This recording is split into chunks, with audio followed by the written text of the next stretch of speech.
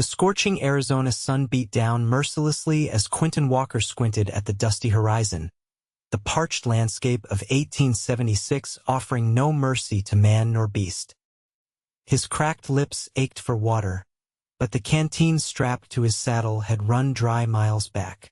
Death Valley hadn't earned its name for nothing, and Quentin, 30 years of hard living etched into his weathered face, knew he was pushing his luck riding through this godforsaken stretch during the height of summer. His chestnut mare nickered softly, sensing something ahead that Quentin's human senses hadn't yet detected. Patting her neck with a gloved hand, he murmured, "What is it, Penny? You smell water." The horse's ears pricked forward, and Quentin felt a flicker of hope.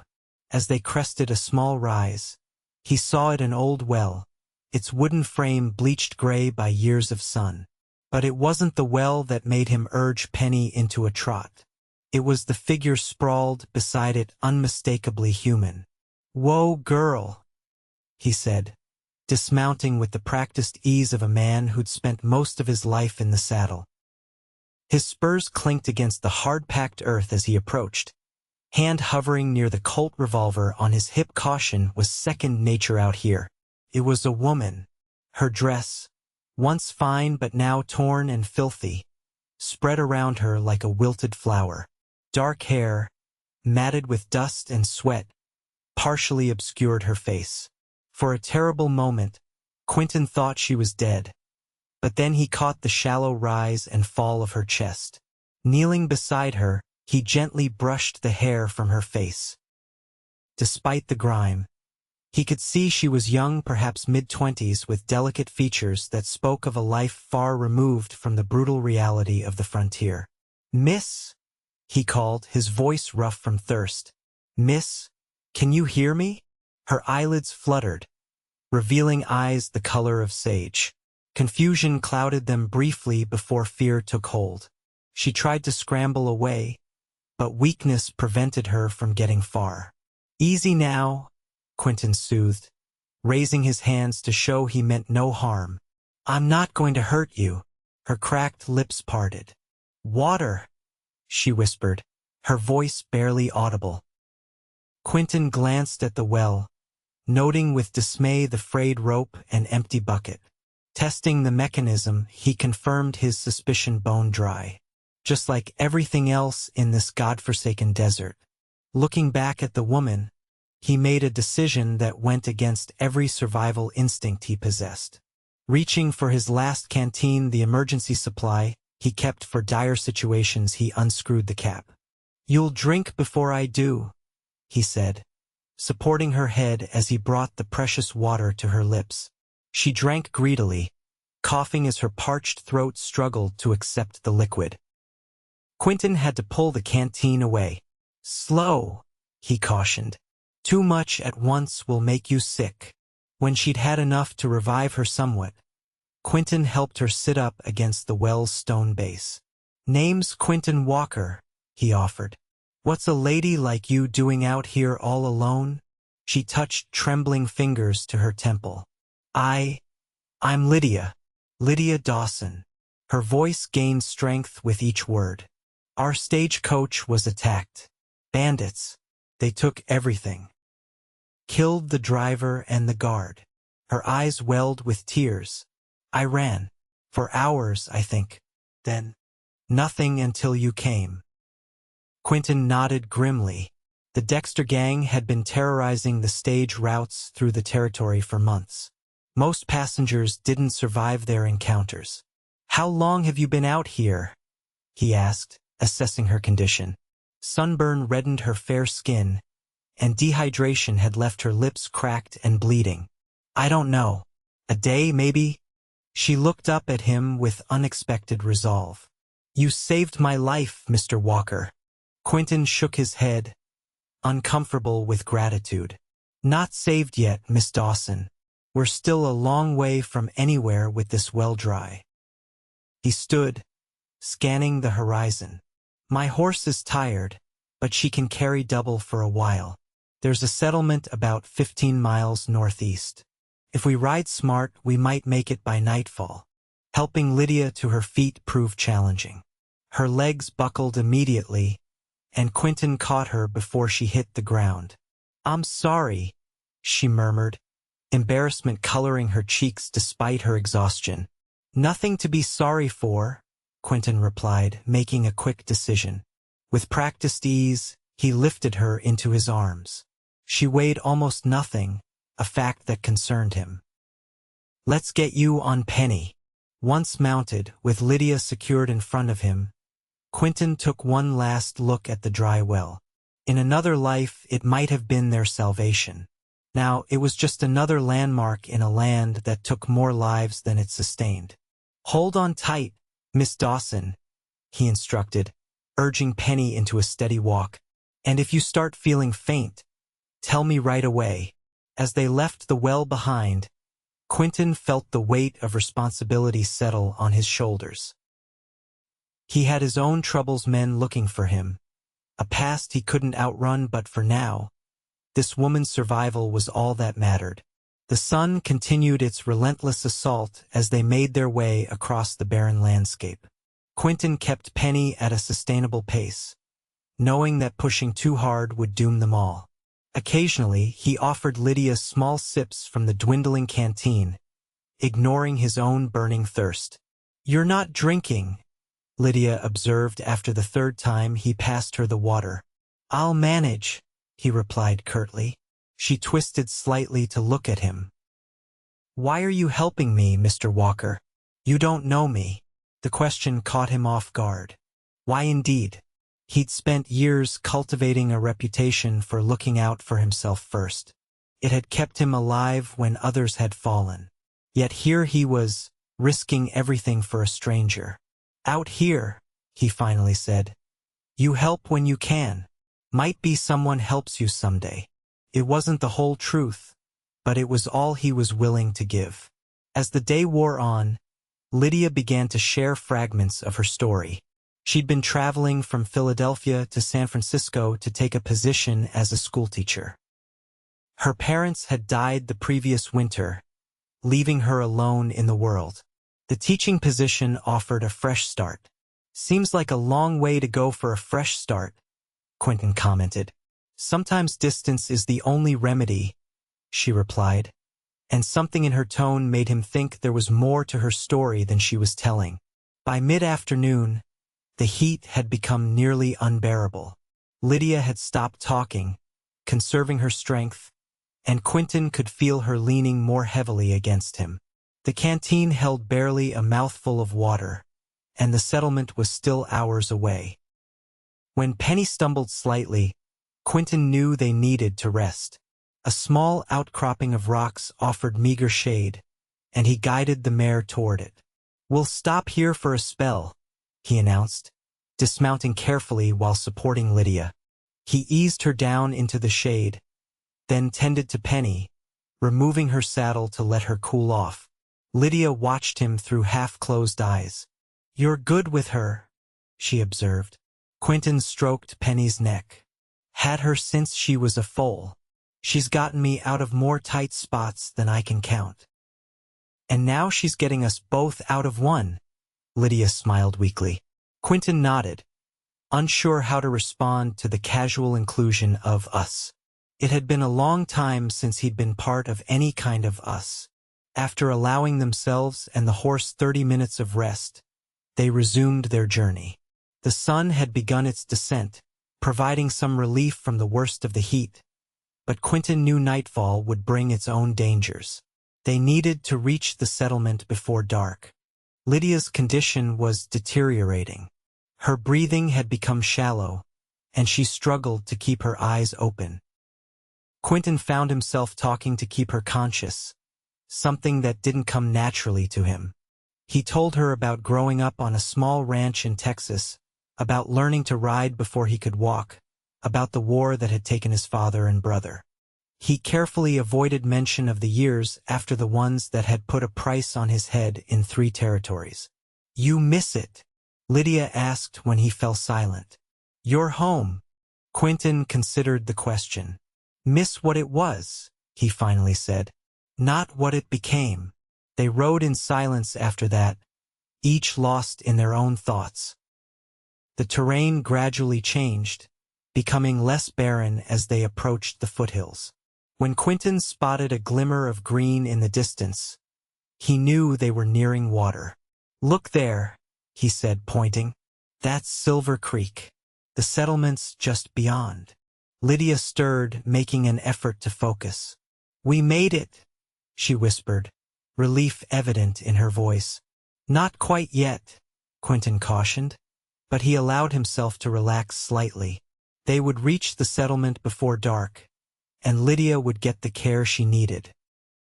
What he hadn't counted on was the group of riders appearing suddenly from a narrow canyon to their left. 5 men, heavily armed and with bandanas pulled up over their faces. Quentin recognized the leader immediately, Jake Dexter himself, the most notorious bandit in the territory. "Well now," Dexter called, his voice carrying across the open ground. "Ain't this our lucky day? The lady who got away and the man with the $500 bounty on his head." Quentin felt Lydia stiffen against him.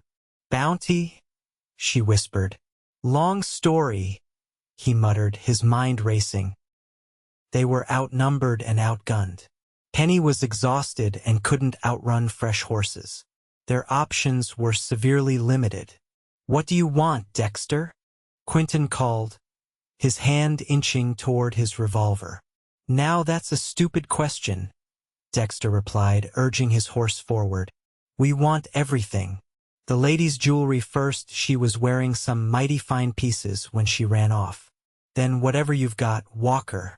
And then we'll collect that bounty." Lydia's hand clutched at Quentin's arm. "I don't have anything left," she said, her voice surprisingly steady. "They took it all during the attack." "Now that's just not true," Dexter said, his eyes narrowing. "Boys searched the coach after, and there was a mighty fine gold locket missing from your belongings, along with a pouch of coins." Quentin felt Lydia's slight nod against his chest. She still had something of value, then, something she'd managed to keep hidden during the initial robbery. "Even if she has it," Quentin said loudly, "what's one locket compared to a $500 bounty? Let her go, and you can have me." Dexter laughed. "That's mighty gallant, Walker, but I think we'll just take both." The bandits fanned out, forming a loose semicircle around them. Quentin knew he couldn't outdraw all 5, but he might take a couple with him. His main concern was Lydia. She'd already been through too much. Just as tension reached its peak, a sharp whistle cut through the air. From the ridgeline above, a dozen riders appeared, the distinctive blue uniforms of the U.S. Cavalry unmistakable even at a distance. "Soldiers!" one of the bandits hissed. Dexter cursed. "This ain't over, Walker," he spat, wheeling his horse around. "We'll be seeing you again."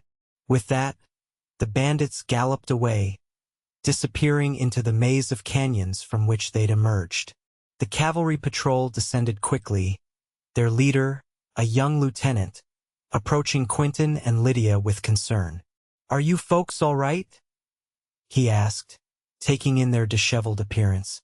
"Been better," Quentin admitted. "But we're alive. This lady needs medical attention, dehydration, exposure." The lieutenant nodded. "We're based at Fort Benson, just beyond Silver Creek Settlement. We can escort you there." Quentin hesitated, wary of military entanglements given his past, but Lydia needed help. "Much obliged, Lieutenant." As they rode toward the settlement with their military escort, Lydia leaned back against Quentin's chest. "You didn't tell me you were a wanted man," she murmured, low enough that only he could hear. "Didn't seem relevant at the time," he replied dryly. To his surprise, she gave a weak laugh. "I suppose not." After a pause, she added, "Thank you for offering to sacrifice yourself for me back there." Quentin shifted uncomfortably. "Wasn't much of an offer. Dexter would have taken us both anyway." "Still," she persisted, "it was brave." Quentin didn't respond. Bravery had nothing to do with it. He'd simply calculated their odds and made the best play he could. If she wanted to see nobility in his actions, that was her business. By the time they reached Silver Creek Settlement, night was falling. The small town consisted of a single main street with modest wooden buildings on either side, a general store, saloon, blacksmith, and a few other establishments necessary for frontier life. The cavalry escorted them directly to the doctor's residence, a small house at the edge of town. Dr. Samuel Fitzgerald, a portly man in his 50s with kind eyes and a bushy beard, took one look at Lydia and ushered her inside, calling for his wife to prepare a bed and bring water. "She'll be all right," he assured Quentin after a quick examination. "Dehydration, exhaustion, and some minor sunburn, but nothing permanent. A few days of rest and proper nourishment will set her right." Quentin nodded, relief washing over him. He'd done his part. Now he could move on, preferably before word of his presence reached any bounty hunters who might be in the vicinity. The lieutenant, however, had other ideas. "Mr. Walker," he said as they stood outside the doctor's house, "I'd like to ask you a few questions about the Dexter gang. We've been tracking them for weeks with no luck." Quentin tensed. "Don't know much more than you do, Lieutenant. They ambushed Miss Dawson's stagecoach, left her for dead. We just happened to cross paths with them again today." The officer studied him thoughtfully. "You're familiar with them, though?" "Dexter knew your name. My reputation precedes me," Quentin said flatly. "Yes, it does," the lieutenant agreed. $500 worth of reputation, according to him. Quentin's hand drifted toward his gun. "You looking to collect?" The young officer shook his head. "I'm looking to catch murderers and thieves, Mr. Walker. Your warrants are for property damage and assault during the rail strikes 3 years ago, political troubles. Not criminal ones, from what I understand." Surprised at the lieutenant's knowledge and his apparent lack of interest in the bounty, Quentin relaxed slightly. "Still doesn't mean I know anything useful about Dexter." "Perhaps not," the lieutenant conceded. "But I'd appreciate it if you'd stay in town for a few days anyway. Miss Dawson may remember details about the stagecoach attack that could help us track them down." It was a reasonable request, and Quentin found himself nodding agreement before he'd fully thought it through. "Fine. A few days." The lieutenant smiled, seemingly pleased. "Excellent. The Army will cover your expenses at the hotel as a thank you for helping Miss Dawson." As the officer left to rejoin his men, Quentin wondered what he'd gotten himself into. Staying in one place was dangerous, especially a small town where strangers were noticed.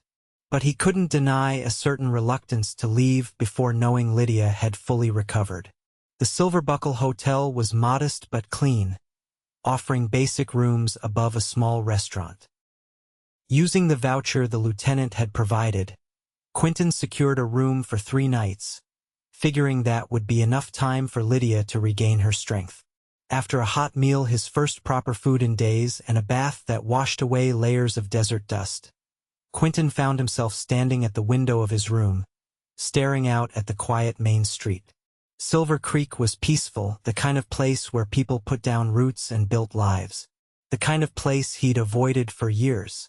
The following morning, Quentin checked on Penny at the livery stable before making his way to the doctor's house. Mrs. Fitzgerald, a plump, cheerful woman with silver-streaked hair, answered his knock. "You must be Mr. Walker," she said warmly. "Please come in. Miss Dawson is much improved this morning." She led him to a small sitting room where Lydia was resting on a sofa, dressed in a borrowed dress that was slightly too large for her slender frame. Her hair had been washed and neatly braided, and though her face still showed signs of her ordeal, her eyes were clear and alert. "Mr. Walker." She greeted him with a smile that transformed her face, revealing a beauty that had been obscured by exhaustion and fear the day before. "Miss Dawson," he replied, suddenly aware of his own rough appearance despite his efforts to clean up. "You're looking better." "Thanks to you," she said sincerely. Dr. Fitzgerald says I would not have survived another day in that desert. Quentin shifted uncomfortably under her grateful gaze. Lucky I came along when I did.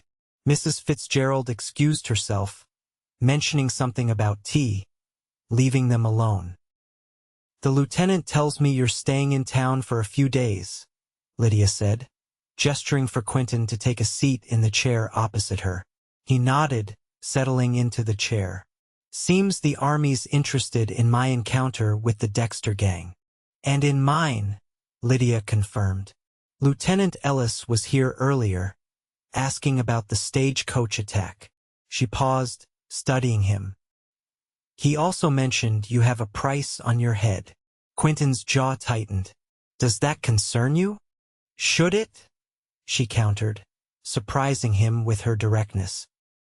After a moment's consideration, he decided honesty was the simplest approach.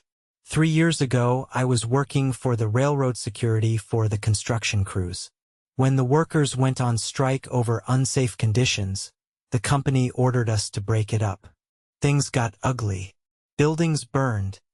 Men died. He met her gaze steadily.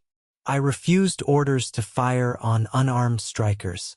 Ended up fighting against the company men instead. Railroad baron who owned the line put a bounty on me after I cost him a small fortune.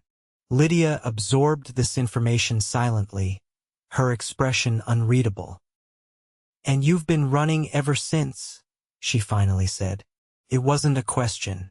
Moving, Quentin corrected. There's a difference. A small smile touched her lips. Is there? Before he could respond, Mrs. Fitzgerald returned with tea and biscuits, changing the subject to more mundane matters: the weather, the town's upcoming harvest festival, the need for a proper school. We've been trying to convince the town council to hire a teacher for over a year, Mrs. Fitzgerald explained. Most of the children get their schooling at home, if at all. Lydia's eyes brightened with interest. That's actually my profession. I was on my way to San Francisco for a teaching position. Really? Mrs. Fitzgerald exclaimed. Oh, you simply must speak with Mayor Collins. Silver Creek would be blessed to have an educated woman like yourself. Quentin watched as Lydia politely deflected, explaining her commitment to the San Francisco school. Yet he detected a hint of wistfulness in her voice, as if the idea of settling in a place like Silver Creek held some appeal. After a pleasant hour of conversation, Dr. Fitzgerald returned from his morning rounds and insisted Lydia rest. Quentin took his leave, promising to return the following day. Over the next 2 days, a routine developed. Quentin would spend his mornings helping around town. The blacksmith had injured his hand and was grateful for assistance with the horses, and the livery stable owner was short-handed due to his son's illness. In the afternoons, he would visit Lydia, whose strength returned rapidly under the Fitzgeralds' care. During these visits, they shared stories of their lives. Quentin learned that Lydia had been engaged to a banker's son in Philadelphia, a match arranged more for financial security than love after her parents' deaths had left her in difficult circumstances. The discovery of her fiancé's infidelity had prompted her decision to accept the teaching position across the country. He told me I was overreacting, she recalled with a bitter laugh. That all men of his station had arrangements, and that as his wife, I would be expected to look the other way. Some men don't deserve the women they have, Quentin said, surprising himself with the vehemence in his voice. Lydia looked at him thoughtfully. Have you ever been married, Mr. Walker? Quentin, he corrected her. They'd moved beyond formalities. And no, never found the time between moving around and staying ahead of bounty hunters. No sweetheart waiting somewhere? She pressed, her tone light but her eyes curious. Quentin thought of Maria, the rancher's daughter in New Mexico who'd offered him a place to stay, and more just 6 months earlier. He'd left in the night when word came that a bounty hunter was asking questions in town. No, he said simply. No one waiting. On the evening of the 3rd day, as Quentin prepared to leave town, Lieutenant Ellis returned with news. The cavalry had tracked the Dexter gang to a hideout in the mountains and captured 3 of them, including Jake Dexter himself. The remaining 2 had been killed resisting arrest. The stage company is sending representatives to recover any stolen property, Ellis explained as he met with Quentin and Lydia in the Fitzgerald's parlor. They should arrive within the week. Miss Dawson, if you could stay until then to identify your belongings. Lydia agreed readily, seemingly relieved to have a reason to delay her journey. The lieutenant then turned to Quentin. As for you, Mr. Walker, I've taken the liberty of sending a telegraph to Judge Harrington in Denver regarding your situation. He's the one who issued most of the warrants against the railroad strikers. Ellis produced an official-looking document. This came back this morning. The judge has rescinded the warrants against you and several others involved in the strike. It seems public opinion has shifted regarding those events, and several journalists have published accounts vindicating the strikers. Quentin stared at the paper in disbelief. You're saying I'm not wanted anymore? Not by the law, at least, Ellis confirmed. The private bounty placed by Mr. Cornwell of the railroad might technically still stand, but without legal warrants to back it up, no reputable bounty hunter will pursue it. You're a free man, Mr. Walker. The news left Quentin speechless. For 3 years, he'd lived looking over his shoulder, never staying in one place long enough to draw attention. The idea of that life ending was both exhilarating and terrifying. Who was Quentin Walker if not a man on the run? Lydia's hand found his, squeezing gently. That's wonderful news, she said, her eyes shining with genuine happiness for him. Later that evening, as Quentin sat alone in the hotel restaurant, processing the day's revelations, Mayor Collins approached his table. The mayor, a balding man with an impressive mustache, introduced himself and asked to join Quentin. I understand from Mrs. Fitzgerald that you've been helping around town these past few days. Collins began after ordering coffee. Quentin shrugged. Just passing the time. Good with horses, according to Blake at the livery. And Sam Jenkins says you saved his smithing business this week with his hand injured like it is. Just temporary help, Quentin emphasized. Unsure where this conversation was heading, the mayor nodded thoughtfully. Silver Creek could use a man with your skills on a more permanent basis. Town's growing. The Army contract for the fort brings in steady business. We've been looking for someone to take over the livery stable. Old Man Davis is wanting to retire, move back east to live with his daughter. Quentin stared at the mayor, taken aback by what sounded suspiciously like a job offer. I'm not looking to settle down. Weren't you the one on the run until this morning? Collins asked bluntly. Circumstances change, Mr. Walker. Might be worth considering your options now that you have them again. Before Quentin could formulate a response, the mayor continued. There's something else, too. Miss Dawson mentioned she's a qualified teacher. She has a position waiting in San Francisco, Quentin said automatically. Collins waved this away. San Francisco has dozens of qualified teachers. We have none. Town council met this afternoon and voted to offer her the position here, salary, housing, and a proper schoolhouse to be built before winter. Quentin felt a strange tightness in his chest at the thought of Lydia staying in Silver Creek without him. That's between you and Miss Dawson. Perhaps, the mayor acknowledged with a knowing smile. But I thought you might have an interest in the information. He stood, placing a few coins on the table for his coffee. Think about the livery stable, Mr. Walker. Offer stands for a week. After the mayor left, Quentin sat nursing his whiskey, his thoughts in turmoil. The idea of staying in one place, of having a business, a home, it was foreign to him after so many years of drifting. Yet there was an undeniable appeal to it, especially with Lydia potentially remaining in Silver Creek as well. The following morning, Quentin found himself walking to the doctor's house earlier than usual. He needed to speak with Lydia before she made any decisions about the teaching position. Dr. Fitzgerald directed him to the garden behind the house, where Lydia was sitting on a bench beneath an apple tree, reading a book. The morning light filtered through the leaves, dappling her face and the simple blue dress she wore another loan from Mrs. Fitzgerald. But this one altered to fit her slender frame better. She looked up as he approached, her face brightening. "Quentin, I was hoping you'd come by early today. I have news." "About the teaching position?" he asked, settling beside her on the bench. Surprise flickered across her features. "How did you know?" "Mayor Collins mentioned it last night. Said the town council voted to offer you the job." "Yes," she confirmed, closing her book. "He came by this morning with the formal offer. It's quite generous, more than the San Francisco position, actually, when you consider the housing provided." Quentin studied her face, trying to gauge her thoughts. "You're considering it, then?" "I am," she admitted. San Francisco was never really about the teaching position, it was about getting as far from Philadelphia as possible. She paused, meeting his gaze directly.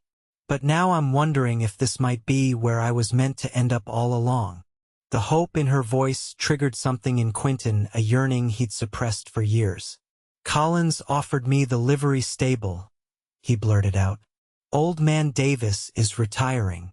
Lydia's eyes widened. "Are you going to accept?" "Didn't think I would," he said honestly. "Been moving so long. I'm not sure I remember how to stay still. But now—" she prompted softly. Quentin took a deep breath. "Now I'm thinking maybe it's time to find out." The smile that bloomed across her face was like sunrise breaking over the mountains. "I think," she said carefully, "that would be a very good thing for Silver Creek." "Just for Silver Creek?"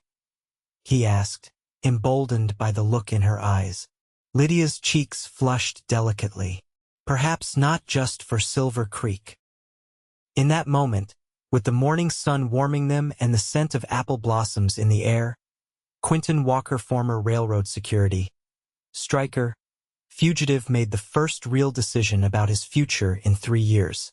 "I think," he said slowly, reaching out to take her hand, "that I'd like to see what it's like to put down roots. If you'd be willing to help me figure it out." Lydia's fingers intertwined with his, her touch sending a current of warmth up his arm. "I believe I would like that very much, Mr. Walker." The following week passed in a blur of activity. Quentin negotiated the purchase of the livery stable from Mr. Davis, using the savings he'd carefully accumulated over the years. The price was fair, the business solid, and the living quarters above the stable small, but comfortable once thoroughly cleaned and repaired.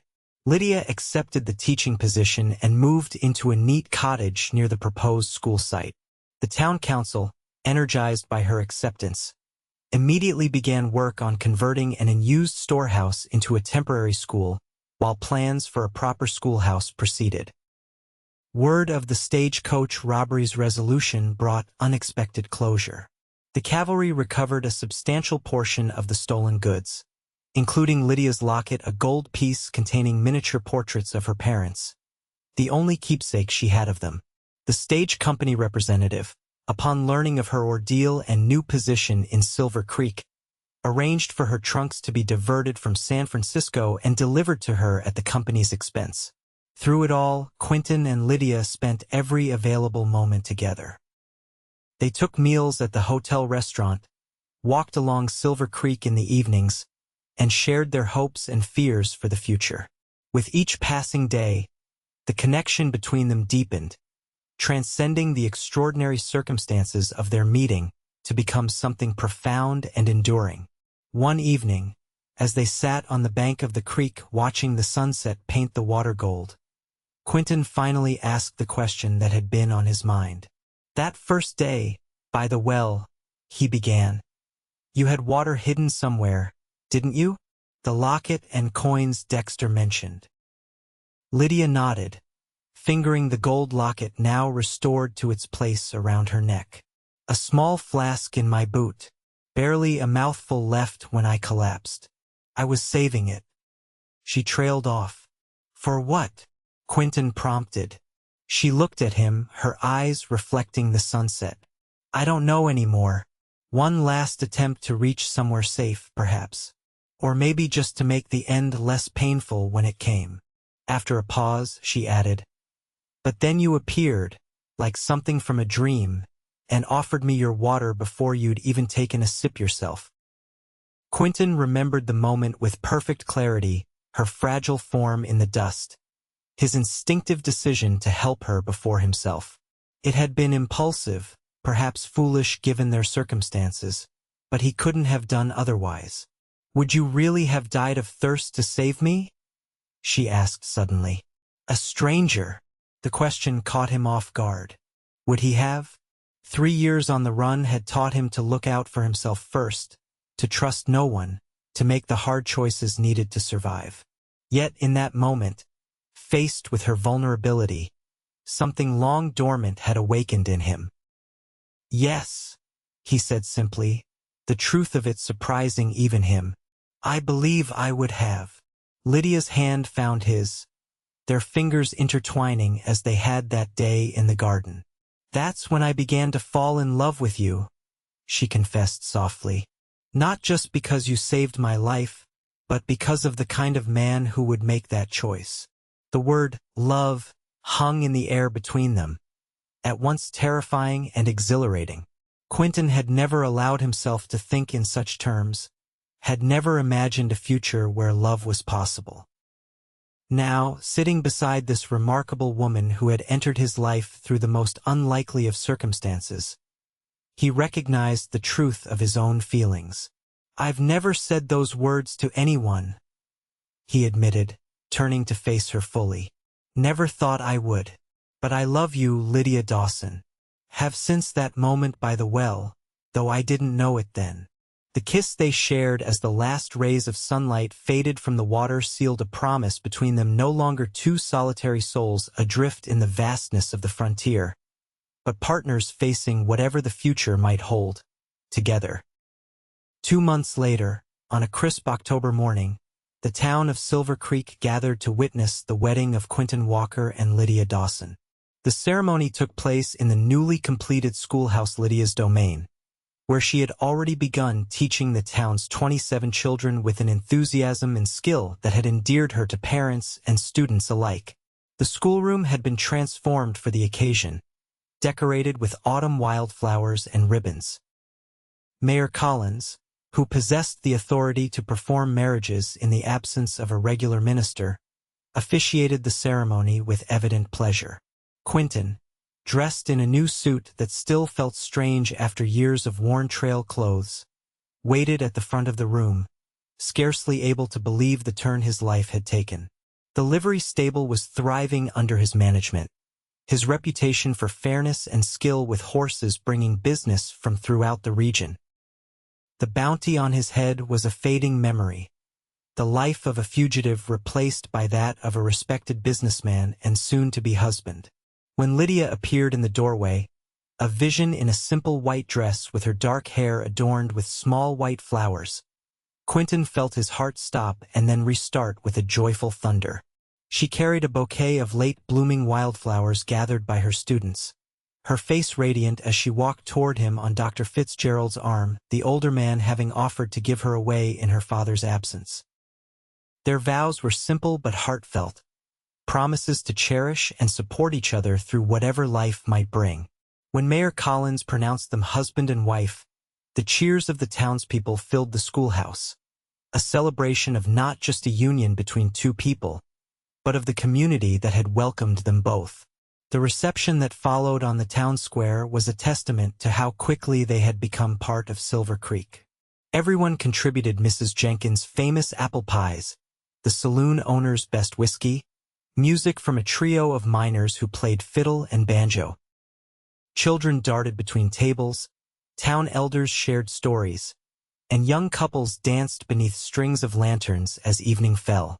In a quiet moment, as they stood slightly apart from the festivities, Lydia leaned against Quentin's shoulder.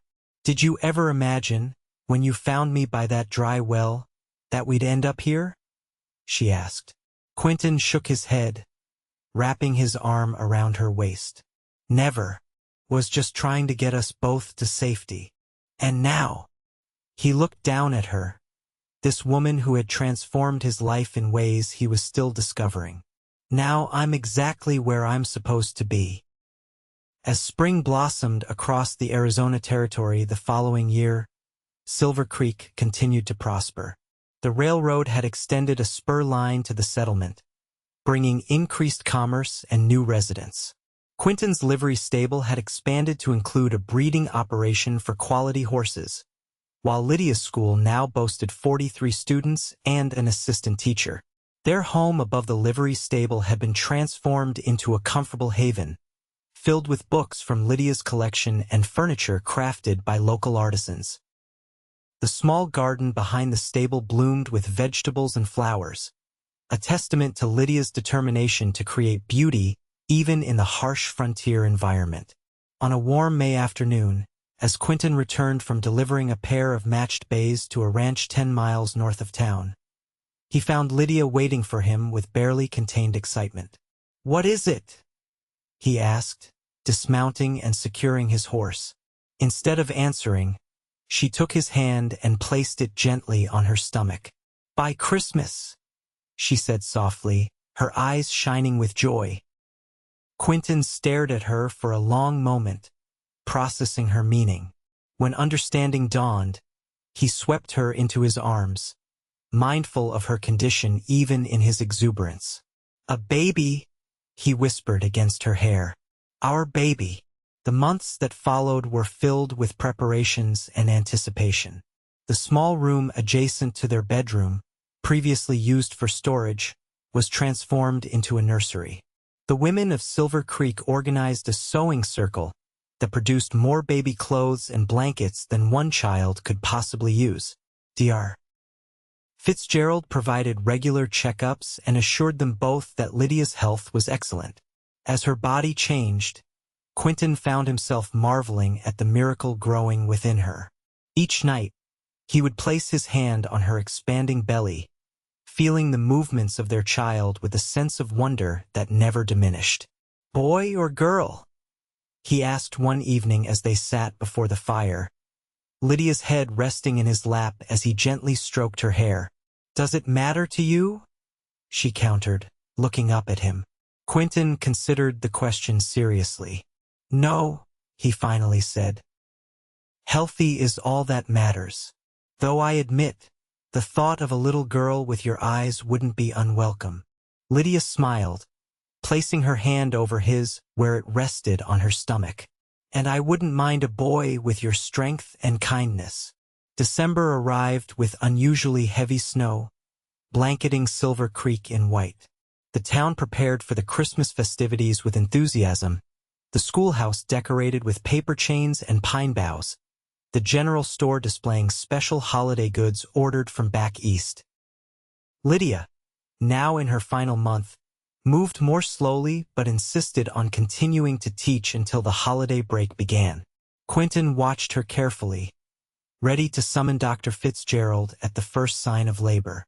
Despite the doctor's assurances, he couldn't help but worry childbirth on the frontier remained dangerous, even with medical care available. The baby, however, had timing of its own. On the morning of December 20th, as Lydia was preparing breakfast, she gasped suddenly, clutching the kitchen counter. "Quentin," she called, her voice tight with pain. "It's time." The next 12 hours were the longest of Quentin Walker's life.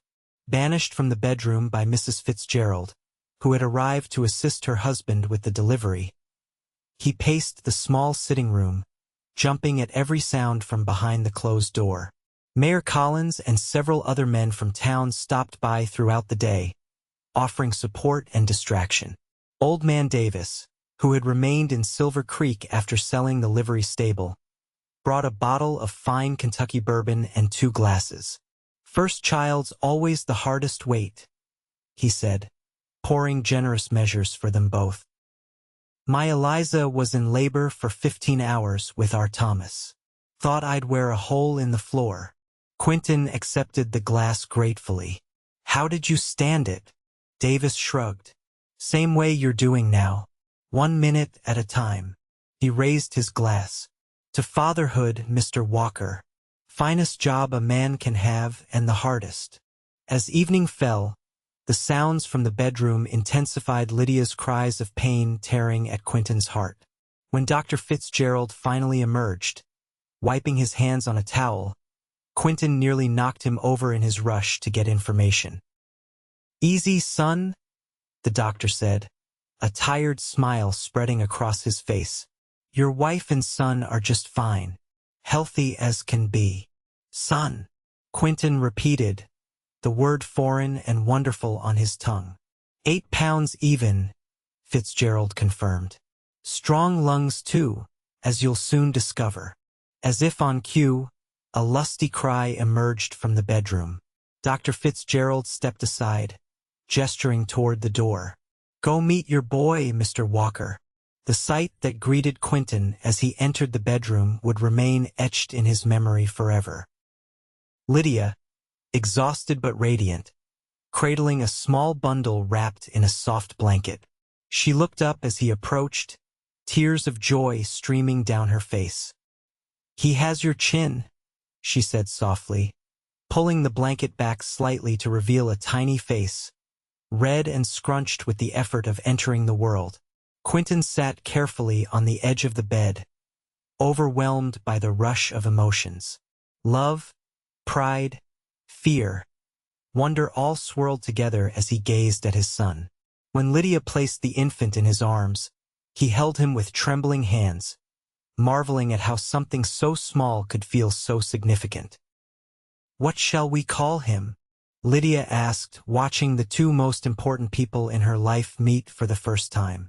Quentin studied his son's face, searching for the right name. Thomas, he suggested after a moment. After your father. Lydia's eyes filled with fresh tears.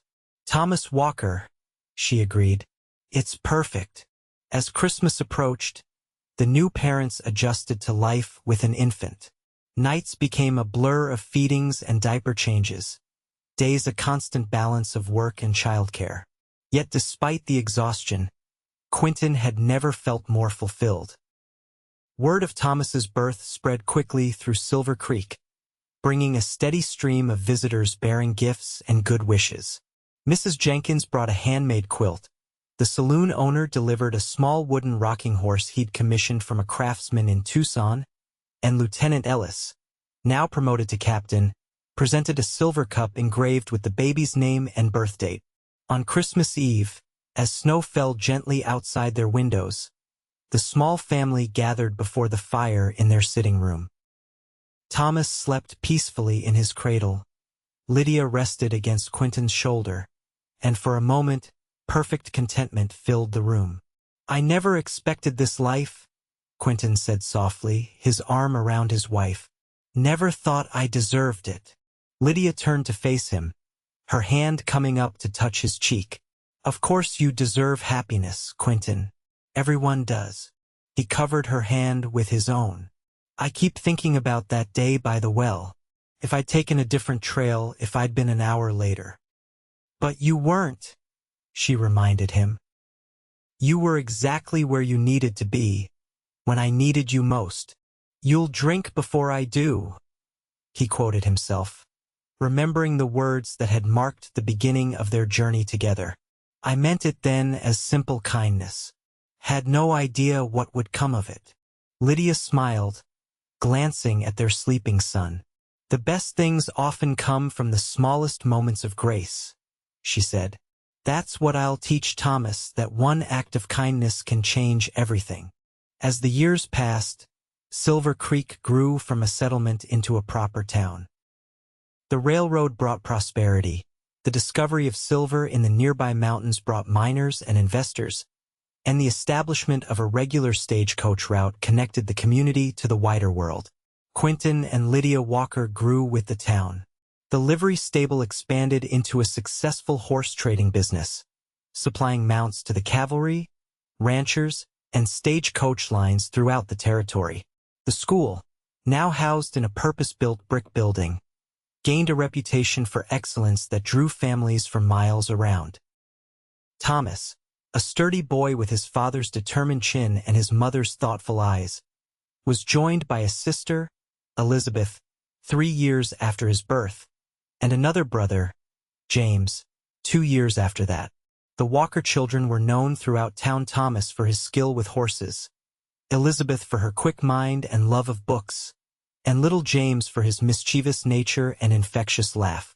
On the 10th anniversary of their arrival in Silver Creek, the town council organized a special celebration.